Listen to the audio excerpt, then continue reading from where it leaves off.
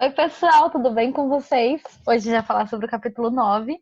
Infelizmente não vai dar tempo de terminar ele, mas eu quero falar o máximo que der, tá bom? Pra gente terminar na semana que vem.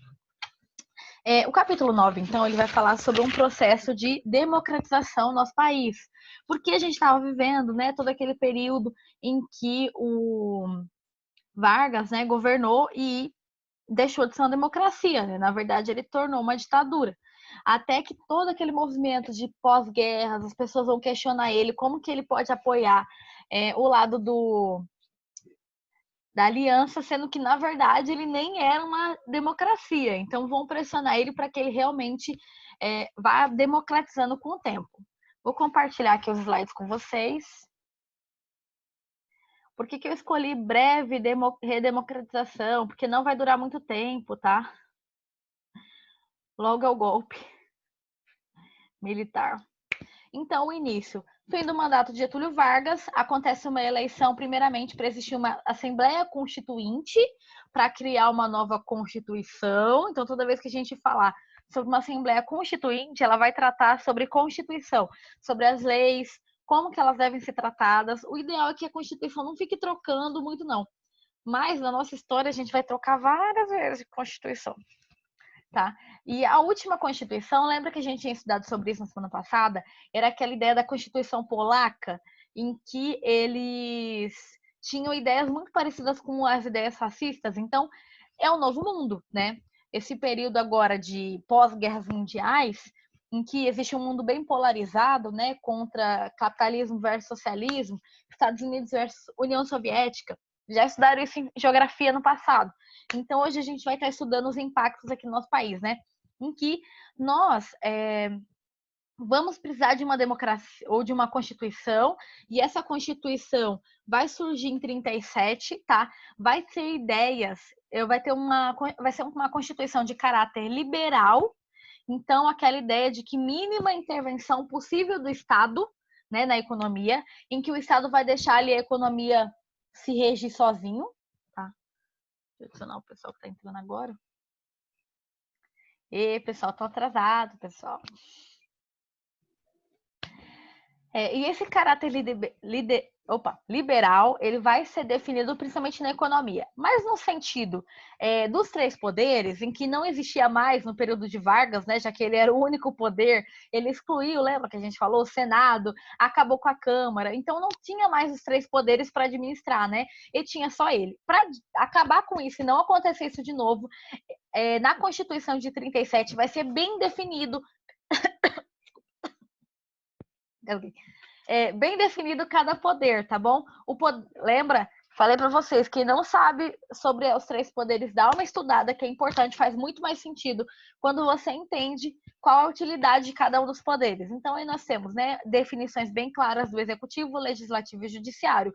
Um para regular o outro, tá? Em que um não mande mais do que o outro. Por exemplo, o executivo, né, na figura do presidente, por exemplo, ou do juiz não, da polícia, né, por exemplo, não mande mais do que os outros. Então era um para regular o outro. É importante existir a ideia dos três poderes, para que não existisse um mandando mais que o outro.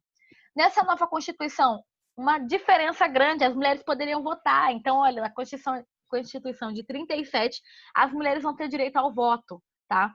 Tanto de votarem como de serem votadas. Mas lembrando, a questão do ser votado, a mulher ainda é só nem 20% direito da, da política, né, nacional. E passaram-se quase 100 anos, né? Quase 100 anos. Então, a gente ainda está desenvolvendo isso, mas pelo menos aqui já dava o direito da mulher votar, tá? Os analfabetos ainda não continuavam sem direito, tá, de votar, não podiam.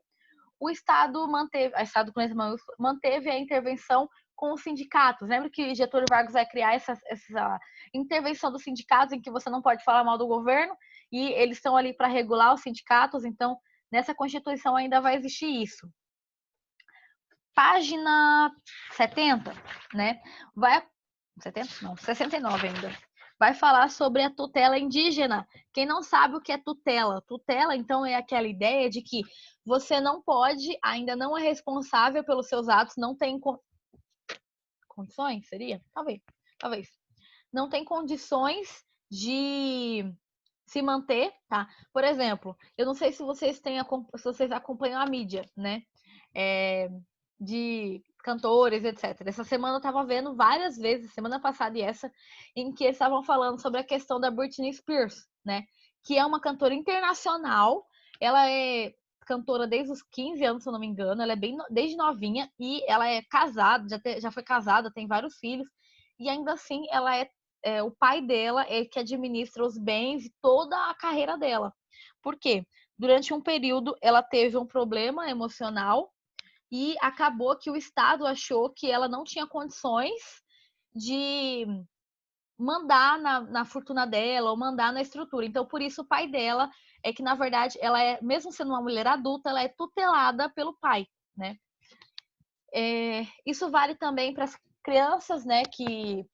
Conselho tutelar vem da onde?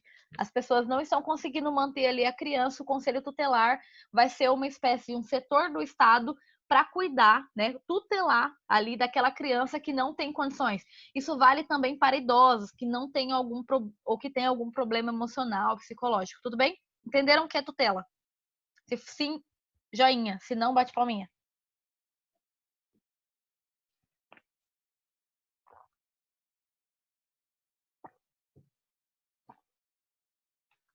Me responde, pessoal. Só a Peri me responde. Obrigada, Peri. Então, na década de 1950, a política sobre os indígenas vai ser extremamente autoritária, tá bom? Em que eles vão tentar mandar muito nos indígenas, não permitir com que eles tenham qualquer tipo de cultura tradicional, porque eles acreditam na ideia de assimilação. Como eu falei para vocês em outras aulas, sempre que eu falo de questões indígenas, eu vou citar sobre esse assunto, porque a nossa história, até grandes geógrafos, grandes pessoas que a gente de uma certa forma, acha que são bons pensadores, acreditavam na ideia de assimilação. Uma hora, os indígenas, por exemplo, não iam mais ter a sua própria cultura e iam se misturar com a população no geral, com a mesmo tipo de cultura, tá? Só que isso não é o que aconteceu, só que diminuiu muito a forma cultural, porque não foi valorizado, foi até proibido, né, de manifestar qualquer uma das suas práticas tradicionais. Então, por causa dessa ideia de assimilação, a tutela do Estado vai ser realmente de restringir as questões culturais tradicionais dos indígenas. Era meio que proibido praticar qualquer tipo de ato ali das questões tradicionais, tá? Enxergavam como grupos tutelados que não têm capacidade de tomar decisões autônomas, nem de serem responsáveis por eles mesmos, tá? Então, precisa que o Estado vá lá e proteja eles, ó, coitadinhos, tá? Então, era essa ideia muito forte.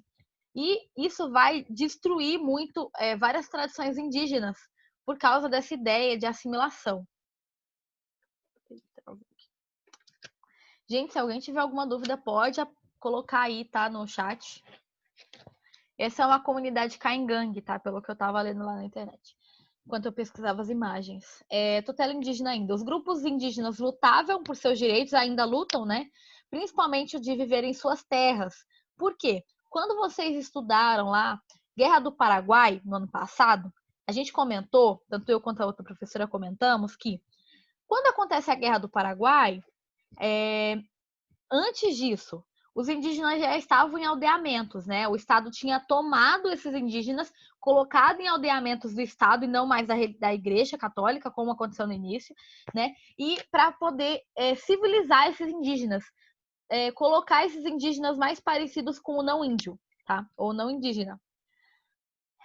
A gente falou sobre isso, e quando acontece a Guerra do Paraguai, essas terras que antes eram do indígenas, que o Estado tomou a terra, né, falando que eles iam proteger a terra era do Estado, né, do Brasil, então eles vão dar essas terras para as pessoas que lutaram ali na Guerra do Paraguai. Por isso é que vários fazendeiros hoje acreditam que a terra é deles, porque eles realmente ganharam, porque o Estado realmente deu, ou eles compraram de alguém, tá?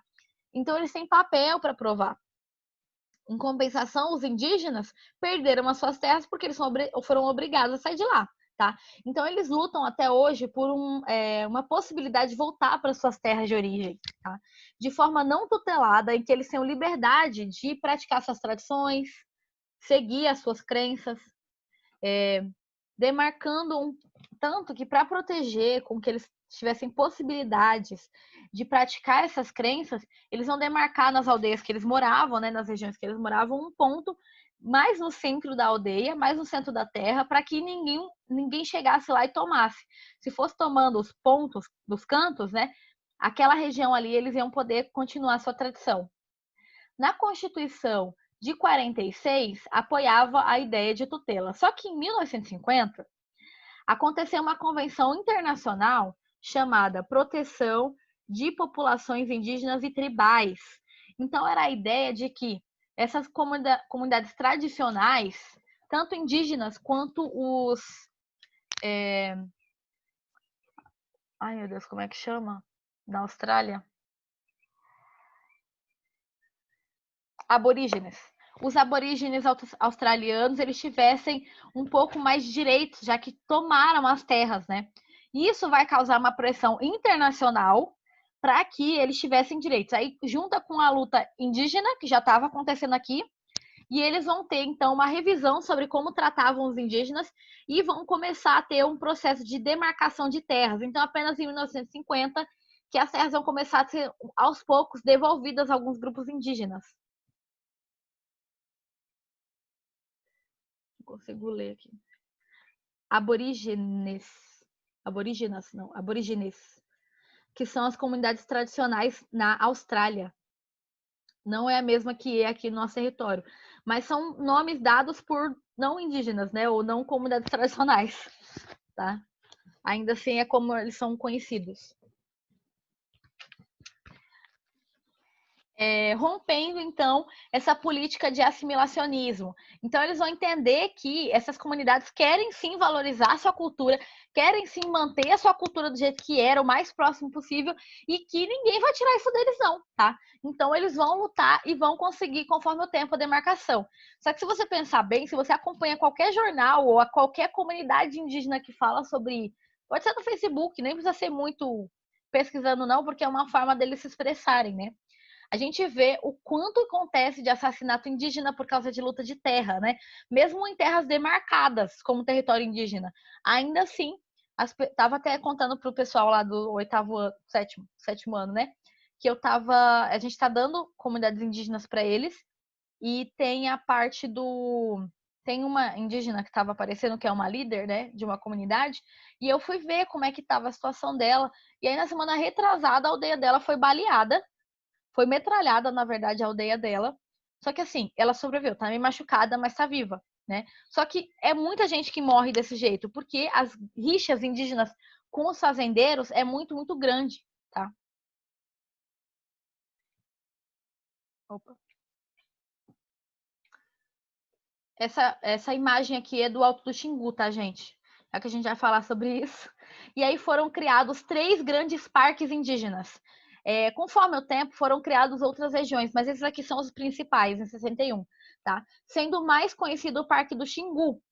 E o Xingu fica ali na região, perto da região norte, tá?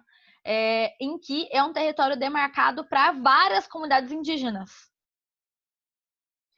Lembrando que, quando foi demarcado essas comunidades, essas terras, né, indígenas, não foi considerado se a comunidade era ou não amiga, tá? Então, causando outro tipo de disputa, que eram as disputas internas dos próprios povos. Porque não é porque eles são indígenas que eles não são pessoas normais e que não tem rixa com outros grupos, né? Então, causou ainda uma espécie de disputas civis, né, entre essa região. Primeiras terras que o governo reconheceu como sendo terras indígenas. Como que hoje se reconhece terra indígena? Uma comunidade indígena vai falar ali, essa terra foi minha, meus antepassados foram enterrados aqui, né? E aí vai ser necessário uma comissão de antropólogos.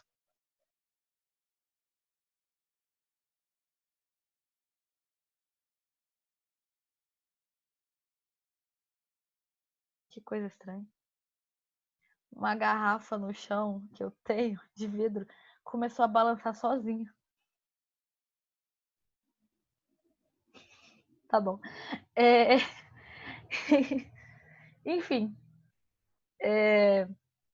Até perdi o fio da meada. O que eu tava falando? Ah, tá. As comunidades, as pessoas que são necessárias para provar que a Terra é indígena. Primeiramente, nós temos antropólogos, temos historiadores, geógrafos que vão estudar ali a Terra, tem que encontrar vestígios que aquela comunidade realmente viveu ali.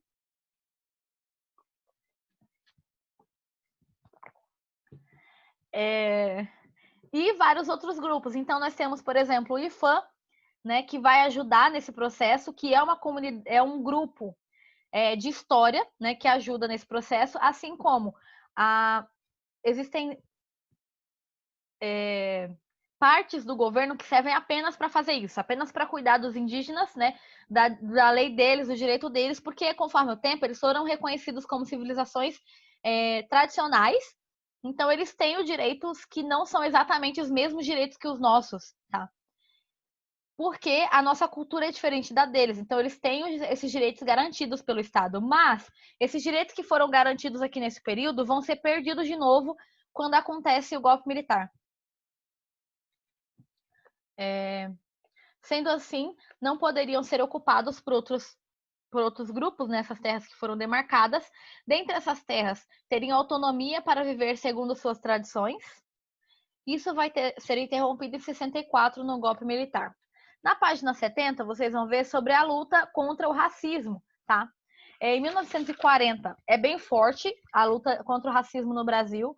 Grupos de movimento negro se posicionam para que o governo coloque uma lei que seja crime, né, o racismo, porque na época não era. Apenas em 51 que a lei vai mudar um pouco, mas ainda não torna crime, torna apenas uma contravenção, que seria uma coisa mais leve, sabe? A pessoa pode pagar uma multa ou pode ficar pouco tempo lá na cadeia, como se fosse algo que é só um desvio de personalidade, sabe? Ou um problema não tão grave, a questão do racismo. E acabou que tudo isso só permitiu com que o nosso racismo fosse mais e mais estrutural, né? Em que a gente tem isso muito forte, mesmo as pessoas que lutam contra o racismo acabam às vezes tendo, não estou falando dos negros especificamente, mas as pessoas que são a favor, né, contra o racismo, ainda assim, palavras que a gente fala está muito na nossa estrutura da população. Ainda na luta contra o racismo, nós temos grandes movimentos atuando, como o DEM, que é... Ai, eu coloquei N, ele mudou. Desculpa, foi o corretor. É N, tá? O DEM, ele é um teatro experimental do negro, e ele vai aproveitar esse teatro para reunir atores negros, além de buscar ali reivindicar, né, valores, culturas, trazer um pouco da cultura negra, afrodescendente, para as comunidades, para que as pessoas tenham possibilidade de enxergar um pouco isso. Além do que, ele dava educação para as pessoas que eram analfabetas ainda por serem negras, né? Se você assistiu, por exemplo, a série brasileira Coisa Mais Linda, é uma série muito boa, não vi a última temporada, eu vou parar para ver depois. A menina tem até uma mulher que ela tá lutando, né, para ter direito de ter, enfim, seu próprio negócio, e aí a amiga dela, que é negra, começa... Eu não consegui nem estudar, entendeu? Você quer falar o quê? A nossa situação do negro é muito pior. Trabalho desde os 8 anos. As imagens que eu vou estar mostrando aqui nesse momento ainda é exatamente imagens do teatro do DEM, tá? Em que ele vai falar sobre a realidade negra, abordando principalmente os choques culturais entre etnias, principalmente entre brancos e negros, ele vai abordar bastante, oferecendo aulas de alfabetização para as pessoas poderem se libertar. Gente, educação é poder. Então é importante, né, ter educação. E aí, se os negros não tinham, como é que eles iam lutar por uma situação melhor? Em 60, o DEM vai ser o momento em que ele mais vai se levantar contra o racismo, mais vai ser visto pelos movimentos antirracistas, tá? Chamou atenção para a questão negra no país e por mostrar a falta de atores negros em todas as atividades que aparecem, sabe? De teatros grandes, os rádios. No golpe militar passou fortemente perseguido, então eles eram Os militares vão ser contra esses movimentos negros, tá? E aí nós temos Dutra. Se você já foi lá na BR da Dutra, o nome vem desse carinha aqui, tá? Vai acontecer, então, as primeiras eleições, de fato. O vencedor vai ser o general Eurico Gaspar Dutra, ex-general, na verdade, que tinha várias ligações com Vargas, eles eram bem amigos, e ele vai adotar uma política liberal. As pessoas vão apoiar bastante ele exatamente por ele ter essa proximidade com Vargas, porque apesar de Vargas ter feito muita coisa errada, ele era muito populista, né? As pessoas apoiavam muito as ideias dele, porque ele fazia. Lembra aquela ideia de que eu dei aposentadoria, eu dei direitos trabalhistas? As pessoas gostavam dele, porque acreditavam que ele era uma pessoa do povo, que pensava na população, populista. Presidentes populistas nós tivemos, né? O Getúlio Vargas, o Lula foi um presidente populista, as pessoas gostavam dele. Pode ter tido vários problemas depois, mas na época mesmo que ele estava governando, a maioria da população gostava dele como uma característica pública, tá? Voltando aqui no Dutra, era favorável à entrada de capital estrangeiro no nosso país.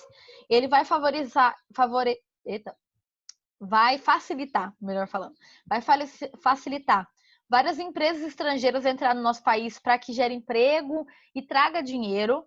Entregou a iniciativa privada o desenvolvimento do país, então ele vai falar assim, olha, o país precisa crescer, mas que seja os empresários que vão fazer isso e não o Estado. Lembra? Ideias liberais. O menos possível de intervenção do Estado na economia. Favorável a produtos estrangeiros. Então, ele vai comprar quase tudo de fora. Aí eu vou falar para vocês. A pessoa quer que a iniciativa privada interna cresça, mas quer comprando produto de fora, né? Difícil de competir, porque o produto de fora é muito mais barato, eles têm uma indústria muito mais antiga, né? Permitiu a grande entrada de produtos estrangeiros, desde coisas supérfluas, coisas pequenas, como fogões, geladeiras, eletrodomésticos, eletroeletrônicos da época, né? Como rádio. Então, tudo é comprado de fora, só que ele quer que a iniciativa privada interna cresça. Não vai acontecer. Vai favorecer muito mais a indústria estrangeira. Linha branca. Hoje é conhecida como linha branca, mas na época não era nem branco. Era quase tudo marrom. Dutra, né, ainda. Brasil extremamente dependente economicamente dos Estados Unidos. Cada vez mais vai só crescendo ali a dependência. Porque quase tudo que a gente comprava era norte-americano. Estadunidense, no caso, né?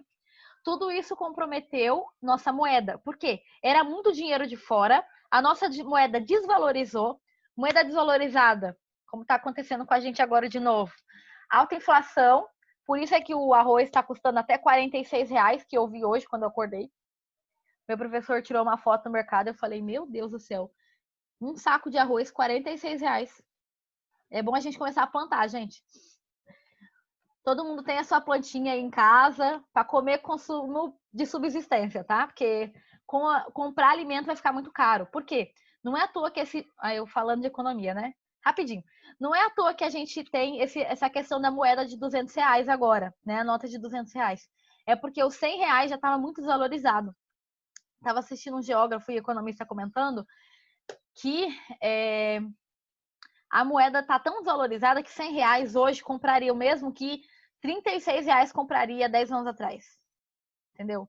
Estamos ultra desvalorizados com a nossa moeda. Isso não é uma coisa boa, porque desvalorização da moeda gera inflação, gera desequilíbrio econômico. Se a gente já está passando por uma crise econômica, quanto maior a inflação, mais isso vai dar problema, tá? E não adianta segurar o dinheiro.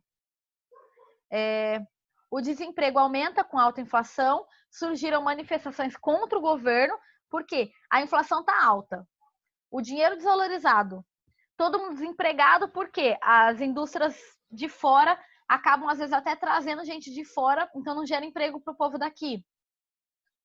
Tudo isso, todos esses movimentos, né, e manifestações que vão surgir contra o governo, ele vai interpretar como uma influência comunista. De novo, gente, a pessoa está morrendo de fome e você acha que necessariamente é o comunista que vai causar manifestações contra o governo? Não. É por isso que Marx ele começa o livro dele falando, né? O espírito do comunismo ronda a Europa. As pessoas têm muito medo, né? No Brasil também. Isso vai facilitar com que várias coisas erradas vão acontecer no nosso país, porque as pessoas tinham medo mesmo do comunismo. Então, com a rivalidade ideológica, em 47, o Dutra vai romper, de fato, as ligações com a União Soviética, tornando o Partido Comunista, que era um partido legítimo até então, né, para ser votado, por exemplo, como algo ilegal, vai caçar seus deputados, tirar eles do poder. Esse daqui é a cassação do Partido Comunista, tá, no Brasil. E, gente, olha só o que acontece em 1950. Ó, Vargas aqui de novo. Vai acontecer uma eleição e o Vargas vai ganhar de novo, como eu falei, né? Ele era um cara muito populista, as pessoas gostavam dele. Então ele vai ser votado politicamente, ele vai trazer aquelas políticas trabalhistas muito fortes de novo, falando, anunciando que vai colocar $1 milhão na indústria de base, indústria de transporte e energia, para crescer mesmo a indústria nacional, tá? Vindo os recursos, principalmente do setor agrário, que era bem forte. Mas toda essa movimentação vai gerar um grande debate entre os nacionalistas, que vão querer que as empresas sejam realmente do Estado, né, para garantir ali com que o dinheiro volte para o Estado e revirta para a sociedade, e o resto do povo que defendia uma relação mais de capital estrangeiro, defendia com que tudo fosse entregado à iniciativa privada, tá bom? Então, vai acontecer uma disputa. No meio disso tudo, ele vai criar a Petrobras, que é uma empresa estatal, tá? Que vai garantir com que a ideia do petróleo é nosso, em que ele vai falar assim, o petróleo encontrado no Brasil deve ser extraído por brasileiros e não por indústrias estrangeiras. Gente, os Estados Unidos vai cair em cima. Por quê? Lembra que eles são extremamente a favor de consumo do petróleo externo, né? Então, eles vão achar isso uma política não muito positiva, vão começar a pressionar ali com que Vargas saia, tá? E ele também não vai entregar para a iniciativa privada, o Estado vai liderar ali, o petróleo tem que ser extraído apenas pela Petrobras, tá bom? Garantindo, então, com que o petróleo seja do Estado e dividido para a população, teoricamente, né? Não necessariamente o dinheiro do petróleo, mas em educação e outros fatores, né? A estatal nasceu sendo a responsável pelo refino do petróleo em solo brasileiro, com críticas duras da UDN, que era um partido, União Democrática Nacional. Eles vão ser os principais que vão ser contra o governo Vargas. E os Estados Unidos contra o monopólio de extração do petróleo. Eles queriam poder também extrair o petróleo nacional. Acreditavam que deveriam ficar a cargo da iniciativa privada, tá? Até hoje tem essas lutas para saber se a Petrobras é estatal ou deve ser da iniciativa privada. Em 54, desculpa, li ao contrário, o que ele fez? Ele aumentou 100% do salário mínimo no mesmo ano. Pensa, é uma rixa no nosso país agora. Para poder aumentar R$100, R$200 de salário mínimo, ele aumentou em 100%. Dobrou o salário mínimo da população. E a maioria das empresas não vão gostar nada disso. Só que ele fez isso porque a inflação estava alta e ele precisava corrigir para que a população tivesse poder de compra. Porque o que adianta o salário mínimo? Todo mundo recebe muito pouco e não tem dinheiro para consumir. Então a inflação só sobe mais. Então ele falou assim: para diminuir a inflação, preciso que as pessoas tenham poder de compra, tenham possibilidade de comprar e assim gera emprego, gera renda. Os empresários, que são os chefes, né, não vão gostar disso, nem os militares. Vão se irritar porque eles vão achar que é muito dinheiro para pagar. Começa a sofrer, então, Vargas, começa a sofrer vários ataques da imprensa que acusavam ele e as pessoas próximas a ele de corrupção, de nepotismo. Então, vão achar que todos os parentes dele ou pessoas próximas a ele é que estão governando, o resto não. Uso indevido de dinheiro público porque ele pagava alguns jornais que eram favoráveis ao seu governo, tá? Para falar bem dele. De novo, ele era um governante muito populista, então as pessoas gostavam até de ler isso. Um dos principais mentores desses ataques foi Carlos Lacerda, que era um deputado, também foi jornalista, tá? Ele era deputado pela UDN, unido aos militares e oposicionistas, ele vai procurar derrubar o Vargas. A aula tá acabando? Sim, tá acabando. Falta 4 minutos. Coloquem aí o nome no chat, gente. Já cansaram? Esse daqui é o Vargas, é o Carlos Lacerda, desculpa. Em agosto de 54, o Lacerda vai sofrer um ataque, um atentado. Ele vai ser baleado no pé e o segurança dele vai ser morto. Quando as investigações são completas, descobrem que é exatamente o guarda-costas pessoal do Vargas que mandou fazer isso. Gente, se o povo acha que série é interessante, série policial é interessante, você tem que estudar a história do Brasil. Porque é um rolo tão grande, e até hoje, né? Porque o tempo todo essas coisas estão acontecendo. Mas aí, olha só, o cara, que era um deputado, vai ser baleado.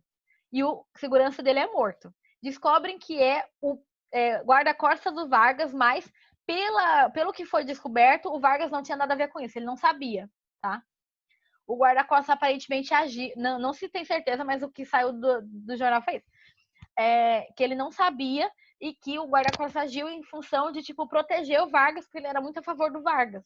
Lembra? Ele era um presidente populista, as pessoas gostavam dele, não gostavam que ninguém falava mal dele. A situação só agrava ainda mais o poder político. Por quê? Aí a população vai cair em cima. Aí muita gente vai cair em cima do Vargas, porque, mano, mandaram matar o Lacerda, entendeu?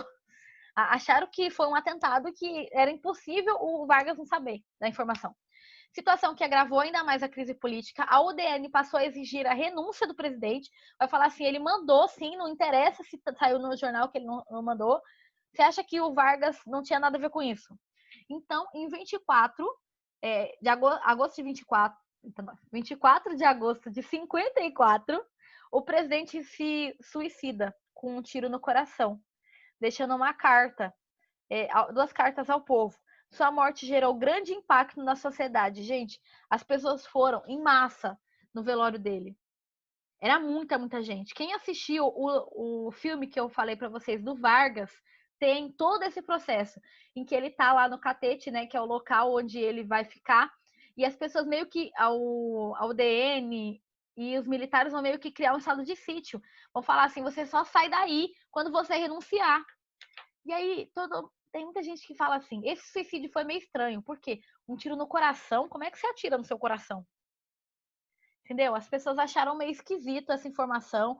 Teve muita gente que achou que, na verdade, ele foi sim morto, mas ele deixou uma carta de suicídio.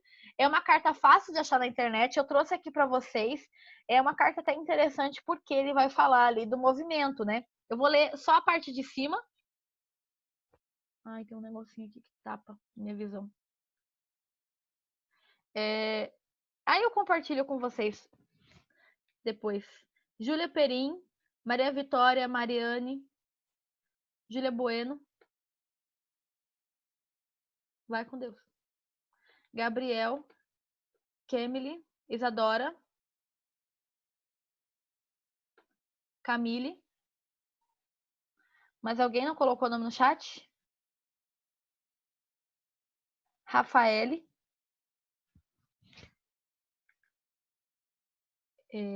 Ayla. Vou colocar aqui do ladinho para que eu possa ler para vocês uma parte, tá, da carta dele.